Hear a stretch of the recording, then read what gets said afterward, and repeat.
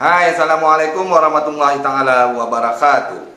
Sebahagian daripada anda mungkin sudah pun menyaksikan ucapan dasar Presiden UMNO di Perhimpunan Agung UMNO 2023. Ya, sebahagian besar lagi mungkin tidak mahu mendengar ucapan dasar yang dikatakan sudah tidak ada isi, tidak ada impak, tidak ada apa-apa manfaat lagi untuk orang Melayu, kerana UMNO sudah bukan lagi parti yang memperjuangkan orang Melayu.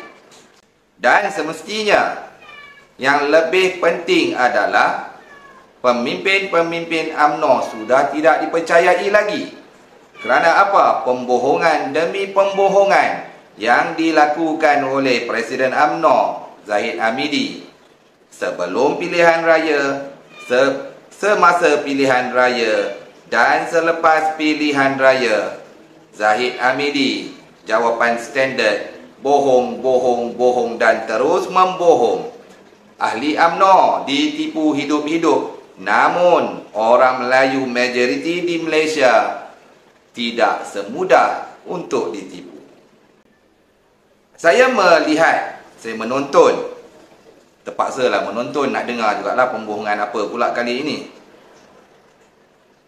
Zahid Hamidi mengimbau nostalgia kegemilangan UMNO dari dahulu kala. Itu fakta. Itu saya sokong Zahid kerana dia tak bohong, dia cakap fakta. Kehebatan UMNO di dalam Dewan Merdeka inilah lahirnya Bank Islam lah, Petronasnya, Felda, Felkra dan lain-lain lagi. Semestinya zaman-zaman itu datangnya daripada Tunku Abdul Rahmannya, Tun Abdul Razak, Tun Hussein On. Semestinya fakta bukan auta. Zaman emas UMNO ketika dipimpin oleh Perdana Menteri keempat Tun Dr. Mahathir bin Mohamad tidak mampu dinafikan sesiapa pun, termasuklah Zahid Hamidi. Namun yang mencuri tumpuan saya adalah kenapa dia sibuk duk bercerita nostalgia, mengimbau apa sejarah-sejarah kehebatan UMNO dahulu. Kenapa beliau sendiri yang memimpin UMNO sejak 2018 hingga kini dah hampir 5 tahun. Tak ada report card ke nak ditunjukkan kepada ahli UMNO di dalam Dewan maupun orang Melayu di seluruh negara. Anda tahu jawapan ahli-ahli UMNO hampir 3,000 orang di dalam Dewan Merdeka juga tahu jawapan. 3 juta ahli UMNO juga tahu jawapan dan hampir 18 juta lebih orang Melayu pun tahu jawapannya. Report card Presiden UMNO kini semestinya bukannya biru. Biru tu luluslah. Mesti merah-merah, fail. Kenapa tidaknya? Saya nak bawa sikit saja. Selepas beliau mengambil alih jawatan Presiden UMNO daripada Najib Razak, apa yang beliau lakukan untuk UMNO? Beliau hanya melahirkan perpecahan demi perpecahan di kalangan pemimpin-pemimpin UMNO. Dan kemuncak perpecahan itu berlaku ketika naib Presiden UMNO Datuk Seri Ismail Sabri menjadi Perdana Menteri ke-9. Presiden UMNO sendiri dengan tangan beliau sendiri menggasak, mengganyang Ismail Sabri untuk membubarkan parlimen. Bubar parlimen. Akhirnya Ismail Sabri terpaksa akur dengan kehendak Presiden UMNO itu. Dan apa jadi?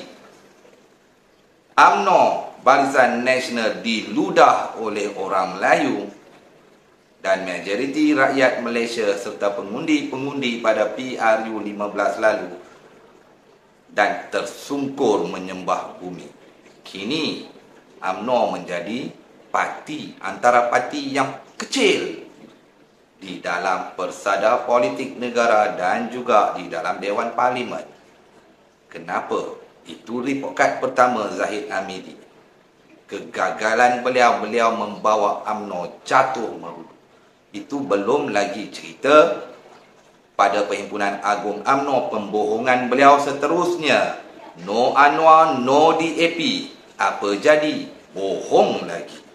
Kemudian bagaimana beliau cuba mempertahankan jawatan Presiden UMNO supaya tidak dipertandingkan. Pelbagai jalan digunakan untuk menyelamatkan kedudukan beliau dan membohong lagi di atas alasan jawatan Presiden, timbalan Presiden tidak dipertandingkan demi kestabilan UMNO.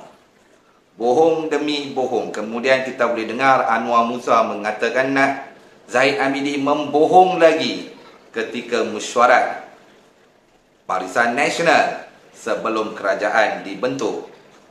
Cerita Anwar Musa tu biarlah, tapi itu pun salah satu pembohongan. Jadi inilah dia kepada seluruh rakyat Malaysia, terutamanya orang Melayu yang menjadi tulang belakang kepada UMNO sejak merdeka dulu, sebelum merdeka lagi.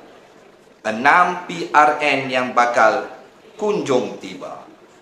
Anda di 6 negeri, Terengganu, Kelantan, Negeri Sembilan, Selangor, Kedah dan juga Pulau Pinang, pastikan calon UMNO dan Barisan Nasional kalah di semua kerusi.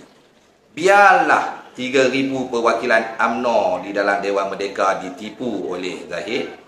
Biarlah konon-konon 3 juta ahli UMNO, biar mereka saja dibohongi oleh Zahid. Tetapi orang-orang Melayu, pengundi-pengundi Melayu di atas pagar yang non-partisan, pastikan bukan calon UMNO Barisan Nasional ataupun Pakatan Harapan Barisan Nasional dipangkah pada 6 PRN nanti.